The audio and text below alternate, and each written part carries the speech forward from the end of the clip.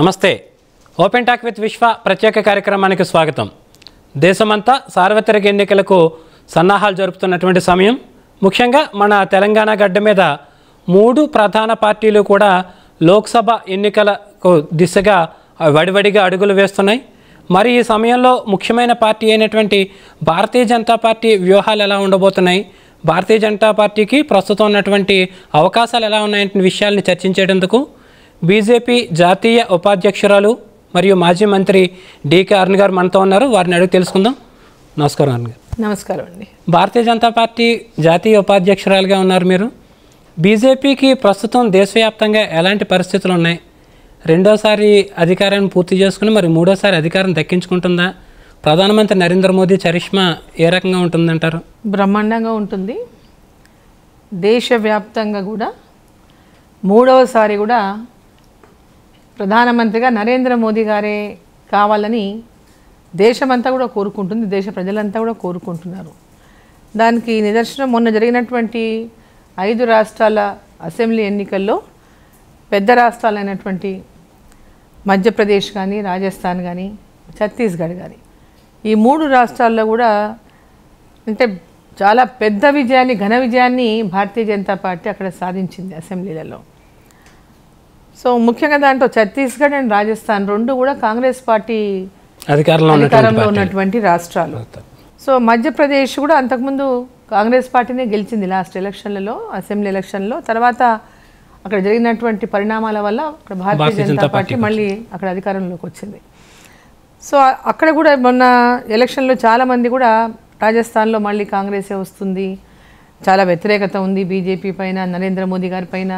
ఛత్తీస్గఢ్లో కూడా మళ్ళీ కాంగ్రెసే వస్తుంది, సో మధ్యప్రదేశ్లో కూడా కాంగ్రెస్ వస్తుంది అనేటటువంటి విధంగా చాలా పెద్ద ఎత్తున మీడియా కూడా ప్రచారం చేసింది, పెద్ద ఎత్తున ప్రతిపక్ష పార్టీలు ప్రచారం చేసినాయి. సో నరేంద్ర మోదీ గారు, భారతీయ జనతా పార్టీ అన్ని రాష్ట్రాలు పోతున్నాయి అనేటటువంటి విధంగా ప్రచారం జరిగింది. సో దాన్ని అది ఆ 3 రాష్ట్రాల్లో కూడా గెలిచినటువంటి గెలుపు కానీ, ప్రజలు ఇచ్చినటువంటి తీర్పు కానీ, దాన్ని కనుక దృష్టిలో పెట్టుకుంటే ఈరోజు భారతదేశంలో మళ్ళీ ప్రజలు నరేంద్ర మోదీ గారిని ఖచ్చితంగా ఆదరిస్తారనేటటువంటి విశ్వాసం ఇవాళ మాకుంది. సో ఎక్కడికి వెళ్ళినా, ఎవరిని చూసినా, ఎక్కడెవరితో మాట్లాడినా నో, నరేంద్ర మోదీ గారు రావాల్సిందే, కేంద్రంలో నరేంద్ర మోదీ గారు ఉండాల్సిందే, ఈ దేశాన్ని మరి ముందుకు నడిపించాలంటే ఇంత గొప్ప నాయకత్వం మనకు ఎవరు లేరు అనేటటువంటి విధంగా ప్రతి ఒక్కరూ చర్చించుకుంటున్నటువంటి మనం చూస్తూ ఉన్నాం. ఎక్కడికి వెళ్ళినా లేదు కేంద్రంలో సెంట్రల్ గవర్నమెంట్ పార్లమెంట్ ఎన్నికలకు మటుకు మోదీ గారే ఉండాలి, మోదీ గారే గెలవాలని ప్రతి ఒక్కరు కోరుకుంటున్నారు. కాబట్టి మాకు విశ్వాసం ఉంది, తప్పకుండా మళ్ళీ 3వసారి నరేంద్ర మోదీ గారు ఖచ్చితంగా ప్రధానమంత్రి అవుతారు. అయితే ప్రస్తుతం చూసుకున్నట్లయితే కనుక భారతీయ జనతా పార్టీ ఎక్కువగా అయోధ్య గురించి, అయోధ్యలో శ్రీరాముని మందిరం గురించి పదే చెబుతున్నటువంటి పరిస్థితి కనిపిస్తోందండి. అయితే అయోధ్యను బీజేపీ ఒక ఎన్నికల అస్త్రంగా మలుచుకుంటుందా? అయోధ్యకు భారతీయ సమాజానికి ఉన్నటువంటి అనుబంధం ఏంటంటారు? అయోధ్య అది ఇప్పుడు ఏదో కొత్తగా పుట్టుకొచ్చినటువంటి అంశం కాదు, ఇది ఎన్నో వందల సంవత్సరాలుగా నలుగుతున్నటువంటి అంశం.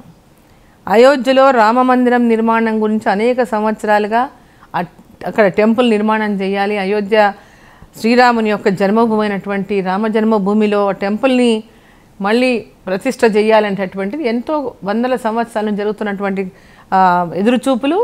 దాని మీద కూడా ఎన్నో పోరాటాలు జరిగినాయి, కరసేవలు జరిగినాయి. ఆ తర్వాత సుప్రీంకోర్టులో ఉండింది. సుప్రీంకోర్టు ఇచ్చినటువంటి తీర్పు మేరకు నరేంద్ర మోదీ గారు ప్రధానమంత్రి అయిన తర్వాత సుప్రీంకోర్టు ద్వారా ఆ తీర్పు రామ మందిర నిర్మాణానికి ఒక మార్గం ఏర్పాటైంది. సో దానివల్ల ఈరోజు నరేంద్ర మోదీ గారు నాయకత్వంలోనే రామ మందిరం తీర్పు రావటం, దానికి శంకుస్థాపన చేసి, దాన్ని భూమి పూజ చేసి టెంపుల్ పనులు ప్రారంభం చేయటం, ఇప్పుడు టెంపుల్ పనులు పూర్తిగా వస్తుండడం, రేపు 22వ తేదీ నాడు శ్రీరాముని యొక్క ప్రాణ ప్రతిష్ఠ అక్కడ జరగబోతున్నట్టు. అంటే నరేంద్ర మోదీ గారి యొక్క నేతృత్వంలో మరి వారు ఎంతో కమిట్మెంట్తో భారతదేశం యొక్క చరిత్ర, రామరాజ్యం మళ్ళీ దేశంలో కాదు ఎక్కడ చూసినా రామరాజ్యం ఉండాలనేటటువంటి ఒక కోరిక ప్రతి ఒక్కరు ఏదైతే ఉందో, ఇటు రాముడు యొక్క నామంతోనే ఈరోజు దేశమంతా కూడా శ్రీరామ నామంతో చెప్పారు. మోదీ గారు కూడా వారే ఇన్స్పిరేషన్ అని చెప్పారు. సో ఈరోజు రాజకీయంగా దీన్ని ప్రతిపక్షాలు ఓర్చుకోలేక సహించుకోలేక దీని రాజకీయానికి అంటగడుతున్నాయి. కానీ ఒక ఊర్లో ఒక గుడి కట్టుకుంటేనే అందరం కలిసి గుడికి ఇచ్చి చేస్తాం కదా. అట్లాంటిది ఇంత గొప్ప చరిత్ర కలిగినటువంటి శ్రీరాముని ఒక గుడిని అయోధ్యలో నిర్మాణం జరుగుతుంటే అందరూ దాన్ని సాధారణంగా ఆహ్వానించింది పోయి, స్వాగతించాల్సింది పోయి, దాంట్లో రకరకాలుగా రాజకీయం చేస్తున్నటువంటి పార్టీలు ప్రతిపక్ష పార్టీలు.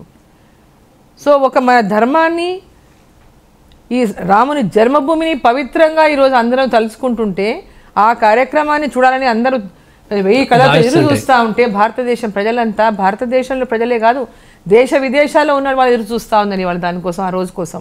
సో ఇక్కడ ఉన్నటువంటి ప్రతిపక్ష పార్టీలు ఆ క్రెడిట్ భారతీయ జనతా పార్టీకి, నరేంద్ర మోదీ గారికి రావటం అనేది సహించుకోలేక మాట్లాడుతున్నటువంటి మాటలు మాత్రమే. అయితే మరి కాంగ్రెస్ పార్టీ కావచ్చు, మరి ఇతర కొన్ని పార్టీలు కావచ్చు, దీనిని బీజేపీ బుల్డోజ్ చేసేసింది, బీజేపీ తన బ్యాగ్లో వేసేసుకుంటుంది, అందుకు మేము దూరంగా ఉంటామని చెప్పేసి కూడా అంటున్నాయి అనమాట. అంటే దీన్ని ఎందుకని ఆ కోణంలో చూస్తున్నాయి అంటారు? ఇప్పుడు ఇది రాజకీయం వాళ్ళు చేస్తున్నారు. ఇప్పుడు రాజకీయం చేసినప్పుడు ఒక మంచి కార్యక్రమంలో అందరూ పాల్గొనాలి. ఇది రాముని రామ ప్రతిష్ట అంటే దేశ కళ్యాణం, ఇది భారతదేశ కళ్యాణం లాగా భావించాలి మనం. అంటే ఒక రామరాజ్యం, ఒక మంచి రాజ్యానికి, మంచి రోజులకి ఒక శుభసూచకంగా భావించాలి. అందరూ మన దేశం బాగుండాలి, మన ప్రజలు బాగుండాలి, మన భారతదేశం ఒక కీర్తి పెరగాలి ప్రపంచ దేశంలోనే ఆలోచించాలి. కానీ వాళ్ళు భారతదేశం యొక్క కీర్తి పెరుగుతూ ఉంటే సహించుకోలేకపోతా ఉన్నారు. నరేంద్ర మోదీ గారికి కీర్తి ప్రపంచ దేశాల్లో వస్తే సహించుకోలేకపోతున్నారు. సో అవన్నీ సహించుకోలేకనే వాళ్ళు ఆరోపణలు చేస్తూ ఉన్నారు, విమర్శిస్తూ ఉన్నారు. అది ఏమాత్రం కూడా సమంజసం కాదనేది నా భావన. ఇక మన తెలంగాణ రాజకీయాల విషయానికి వద్దామండి. చాలా కాలంగా తెలంగాణలో 2 సార్లు అధికారంలో ఉన్నటువంటి బీఆర్ఎస్ పార్టీ మీద, ఆ పార్టీ అధ్యక్షులైనటువంటి కేసీఆర్ గారి మీద చాలామంది వ్యతిరేకించారు, కొట్లాడారు. మీరు కూడా చాలా గట్టిగా గలమెత్తి కొట్లాడడం జరిగింది. అయితే కేసీఆర్ గారిని, గులాబీ పార్టీని గద్దెనైతే దింపగలిగారు, కానీ మీ పార్టీ గద్దెలోకి అధికారంలోకి రాలేకపోయింది, కాంగ్రెస్ పార్టీ దాన్ని ఎత్తుకుపోయింది అనమాట. ఇది ఎట్లా చూడొచ్చు అంటారండి మీరు దాన్ని? అంటే ఈ రాష్ట్రంలో ఇప్పుడు అందరూ మనం చూసిన వాతావరణం ఎట్లా ఉండింది అనేది. యాక్చువల్గా భారతీయ జనతా పార్టీ అంటే ఒక తెలంగాణ రాష్ట్రంలో అవినీతి పార్టీ బీఆర్ఎస్గా మార్చినటువంటి కేసీఆర్ని గద్దె దింపడానికి అది కేవలం భారతీయ జనతా పార్టీతోనే సాధ్యం అనేది ఒక ప్రతి ఒక్కరిలో కూడా వచ్చింది. ఒక భారతీయ జనతా పార్టీని సాధ్యం, భారతీయ జనతా పార్టీ అధికారంలో కూడా భారతీయ జనతా పార్టీ చాలా అంటే చాలా స్ట్రాంగ్గా కూడా ప్రజల్లో అమలు అయ్యింది, ప్రజల్లోకి తీసుకెళ్ళగలిగినాం. ఇదే ప్రత్యామ్నాయం అనేటటువంటిది కూడా వచ్చింది. బట్ వివిధ కారణాలు అంటే సడన్గా ఒక పక్క కర్ణాటకలో అధికారమే రావనివ్వండి, లేదా భారతీయ జనతా పార్టీ పెద్ద ఎత్తున ప్రజల్లోకి ప్లేస్ సంపాదించుకుంటా ఉంది ప్రజల గుండెల్లో అనేటటువంటి విధంగా అధికార పార్టీలో ఉన్నటువంటి ఆనాటి బీఆర్ఎస్ పార్టీ ఏం చేసిందంటే ఎట్లనైనా కట్టడి చేయాలి భారతీయ జనతా పార్టీని, కాంగ్రెస్ పార్టీని లేపటం మీడియాల ద్వారా అనేక అంటే మీడియా మొత్తం మనకు తెలుసు ఎవరి చేతుల్లో ఉండిందో. సో మీడియా కూడా దాని ద్వారా మీడియాలో కాంగ్రెస్ పార్టీకి లిఫ్ట్ చేయనటువంటి ఇండికేషన్తో కాంగ్రెస్ పార్టీని లేపటం మొదలుపెట్టారు. So సైమల్టేనియస్గా Bharatiya Janata party BRS ఒకటేనటువంటి ఒక నారేటివ్ని కూడా భావన కల్పించగలిగారు. ఆ భావనను కల్పించడంలో వాళ్ళు కొంత మీడియా కానీ, అది బీఆర్ఎస్ పార్టీ కానీ కాంగ్రెస్ పార్టీ కానీ దాంట్లో సక్సెస్ అయినాయి. సో బీఆర్ఎస్ పార్టీ భావించింది మేమే మళ్ళీ అధికారంలోకి వస్తాం, మేము కాంగ్రెస్ పార్టీ ఎంత ఓట్లు చీలిస్తే బీజేపీని అంత కట్టడి చేయొచ్చు అని అనుకున్నారు. సో అక్కడ జరిగింది ఏంటంటే దానికి వ్యతిరేకంగా బీజేపీని పెద్ద ఎత్తున బీఆర్ఎస్ ఒకటనేటటువంటి ఒక భావనను ప్రజల్లోకి తీసుకెళ్లటం వల్ల ప్రజలు విపరీతమైనటువంటి వ్యతిరేకత భారతీయ జనతా పార్టీ ఏదైతే టీఆర్ఎస్ పైన ప్రజల లోపల తేగలిగిందో ఆ వ్యతిరేకతని క్యాష్ చేసుకునే పని కాంగ్రెస్ పార్టీకి లభించింది. సో బీఆర్ఎస్ పార్టీకి ఉన్నటువంటి వ్యతిరేకతను మొత్తం కూడా భారతీయ జనతా పార్టీ కాకుండా కాంగ్రెస్ పార్టీ వైపు మళ్లించుకోగలిగినారు కేవలం ఆ నెరేటివ్తోనే.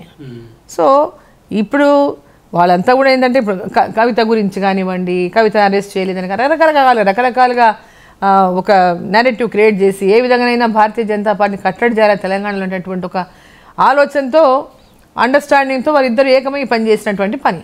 సో ఏదేమైనప్పటికీ విపరీతమైనటువంటి వ్యతిరేకతను మూటగట్టుకున్నటువంటి సందర్భంలో ఆ ఓటు బ్యాంకు ఏదైతే ఉందో కాంగ్రెస్ వైపు మళ్ళీంది తప్ప అక్కడ ఏదో కాంగ్రెస్ పార్టీ ఏదో ఘనకార్యం చేసో, ప్రజల లోపల వీళ్ళు ఏదో పెద్ద ఎత్తున పోరాటాలు చేసో, ఇదేదో చేసాం అనేక వాళ్ళు హామీలు కూడా అడ్డగోలైనటువంటి హామీలు ఇచ్చారు. కేసీఆర్ని మించినటువంటి హామీలు కాంగ్రెస్ పార్టీ ఇచ్చింది. సో ఈరోజు ఇచ్చినటువంటి హామీలను నెరవేర్చేటటువంటి పరిస్థితి మనం చూస్తా ఉన్నాం. ఎన్ని ఇబ్బందులకు ఎదుర్కొంటా ఉన్నారు.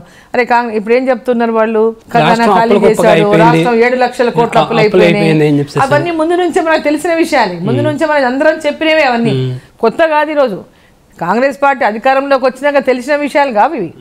ఇవన్నీ అధికారంలోకి రాకముందు ఎన్నికల్లో అందరము చెప్పింది అదే, అన్ని పార్టీలు అవే మాట్లాడే. ఇప్పుడు అక్కడేదో లేదు, మేము ఎలా చేయాలని దీన్ని ఏదో మళ్ళా ప్రజల లోపల అది అక్కడ ఏమీ లేదు కాబట్టి ఆలస్యం అవుతుంది, 100 రోజుల్లో ఎన్ని ఇంప్లిమెంట్ చేస్తామన్నారు. సో ఒక ఆర్టీసీ బస్సులో చేశారు, వాళ్ళు చేసింది తప్ప ఇంకా చేసింది ఏమీ లేదు ఇప్పటిదాకా.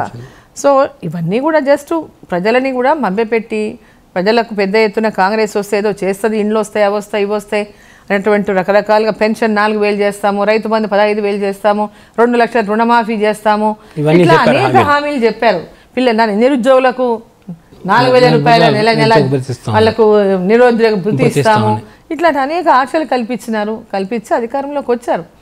సో ఈరోజు భారతీయ జనతా పార్టీ ఎన్నికల కోసం తప్పుడు హామీలు ఇవ్వలేదు. ఏం చేయగలుగుతామో అదే చెప్పగలిగింది ఎన్నికల ముందు మన మేనిఫెస్టోలో.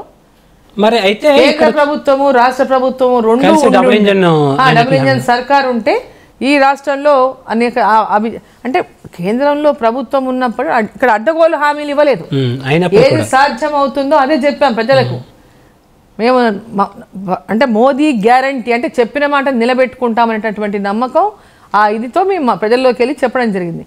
సో ప్రజలు ఆ మీద బీఆర్ఎస్ పార్టీ మీద వ్యతిరేకత కావచ్చు, కాంగ్రెస్ పార్టీ ఇచ్చిన హామీలు కావచ్చు, రకరకాలుగా ఆ వ్యతిరేకతను కాంగ్రెస్ పార్టీ వైపు మలుచుకున్నాయి. భారతీయ జనతా పార్టీ ఇక్కడ విఫలమైంది అనడానికి లేదు. 8 సీట్లు, ఒక సీట్ నుంచి 8 సీట్లకు భారతీయ జనతా పార్టీ పెరిగింది, ఓటు బ్యాంకు డబుల్ చేసుకుంది. లాస్ట్ అసెంబ్లీ ఎలక్షన్లతో పోల్చుకుంటే ఈసారి 6.9 ఉన్నటువంటిది దాదాపు 14%. సో అట్లాంటి ఇప్పుడు ఈ విజయం సరిపోతుందని అనుకుంటున్నారా? ఎందుకంటే కనుక ఎన్నికలు అన్న తర్వాత ఎవరైతే గెలుపు సాధించారో వాళ్ళు మాత్రమే ఉంటారు తప్ప second place, third place, fourth ప్లేస్కి అసలు ఏ విధమైన విలువ ఉండదు. ఇది వాస్తవం. అది మరి అసెంబ్లీ ఎన్నికల విషయంలో బీజేపీ అనేటువంటిది 3వ స్థానానికి పరిమితం అయిపోయినటువంటి పరిస్థితి.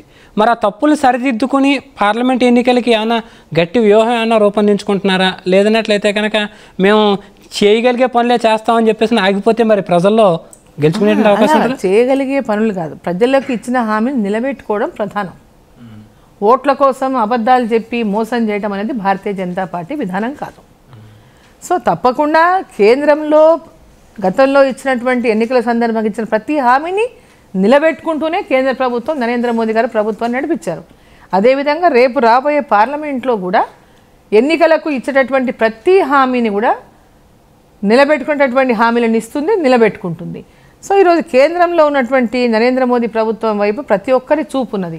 ఎక్కడైనా సరే తెలంగాణ రాష్ట్రంలో అయినా మొన్న పార్లమెంట్ అసెంబ్లీలో మేము వేసాం, కానీ పార్లమెంట్లో మటుకు బీజేపీకే వేస్తాం, మీకే వేస్తాం అనేటటువంటి మాట చాలా స్పష్టంగా చెప్పడం జరిగింది.